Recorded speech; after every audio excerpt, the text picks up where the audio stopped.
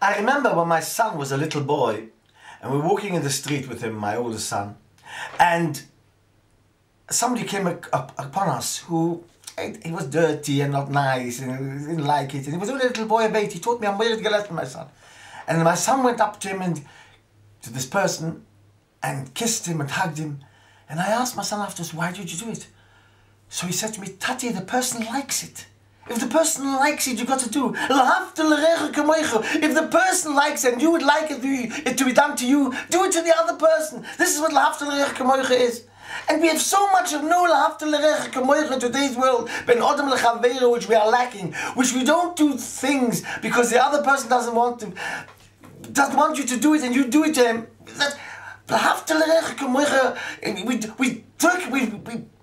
We make a mistake in our values, as I want to say. We don't practice. We run after all the rabbis. This rabbi bring him this, but run after your parents. It's a mitzvah. It's kabbalah. That what I don't understand. These people, how can they run after rabbi and neglect and be neglectful in kabbalah? And really, this all boils down to one thing in today, in this world, and to the time we're living to. Knowing that everything, every situation comes from the Rebbeinu Shalom. That's the biggest emunah and belief in the Rebbeinu Shalom you can have. And trying not to have agmas nefesh when a situation arises, that you think you could have rectified, if you would have done this, if you would have done that, it wouldn't have happened. We have to tell the truth. I remember when I went to the first bashar with my wife, to meet my wife, that means the first seeing, I saw her a few times, very important. And I came back after talking with her quite a few hours. And I told my parents asked me, what did you talk about? And I told them I'm wild and all my different things which are wrong with me. And my father says to me, are you mad? You go around, you make the wrong impression. So I said to my father, on the contrary, I said to her, with my malice, my good things, she can live. But can she live with my mistakes? It's very important that I tell her all my mistakes to see if she can live with me. That's the most important thing. We want to build a house together. And I knew I'm a difficult person, that I'm not able to, where every person can live with me. And I knew my wife was a different person when we met. People said we would get divorced straight away. But we both put in such an effort in liking each other and trying to avoid what the other one wanted, to add to this very day, trying to do what the other one wants. That's what the bias is about. It's not about just bringing children in this world and then waiting for you to die. It's there for every day you work on your midas to get you to a stronger and stronger of one feeling, of one deed. That means to say, trying to do things that I please her and she pleases me. To make a bias sholem, a house of peace that the Shechina is resting on, because every moment of life there is a emunah that the Shechina is here. And that's why is the Shechina here? Because we're only living, because we're living together.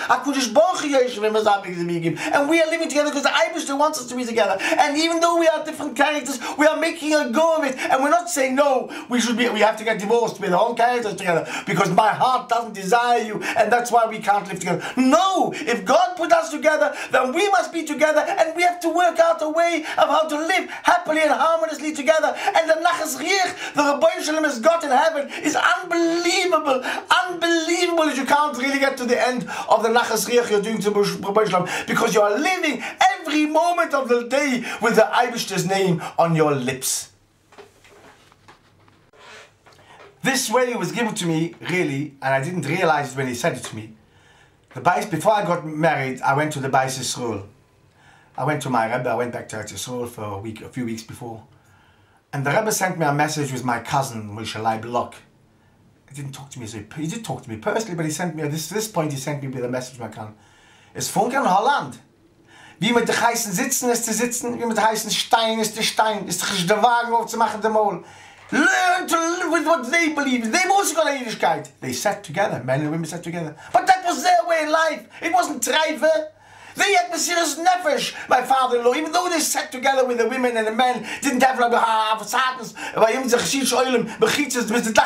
they sat together, the men and women. But that Mesiras Nefesh, just a Yidden for Deures. And that's why I made a point of my children being able to talk Dutch, my children having a connection to their overs, to my wife's parents. That's why they talk Dutch and they could talk. My brother-in-law, who's an Israeli, his children couldn't talk to my grandparents. They didn't talk very well Ivrit. and their children. So they didn't have an open safam mushutefet. They didn't have easy speech. My children had an easy speech. And these people who had Mesiras Nefesh in Yiddishkeit during the war and years before, to stay Yiddish, to stay Shomrei Torah mitzvahs, that's what the schis, what they have got. And it's not to say that's nothing, it's nothing, because they're not Hasidish, they're Yakish. It's shtissim. They bring the connection to the friedige Deures of Yiddishkeit to us. And that was so important. Wie mit der heißen Sitzen ist, die Sitzen. Wenn mit der heißen Stein ist, die Stein. Sie haben auch etwas zu geben zu dir. Sie haben auch etwas zu geben, etwas zu deinem Leben. I remember, I came to Eretz Yisrael, and my uncle, Rabbi Yosef Kessler, he heard, this is nearly 50 years ago, Tushil Chuvbayis when I came, and my rest of my family were very, they were English, Hungarians. They said, Berlin I should go to, maybe somewhere else like that. But they were so friend to them at that time. It was even more friend than you think it is today. Today it's a little bit more acceptable in society, but that time it was very unacceptable. And I heard I went to go to Ger. They said, my uncle told me, Rabbi Yosef Kessler, he told me, I'm moirig geworden, and with that I'm going to finish this little conversation. He said to me, nicht gefährlich, du willst gehen nach Ger. He told me in Deutsch, nicht, es spielt nicht keine Rolle, du willst gehen in Ger. Aber ich besuche alte Asalim, was du hast gelernt zu Hause, werf nicht weg. Kannst nehmen Neues, aber werf nicht zu weg, was du hast gelernt zu Hause.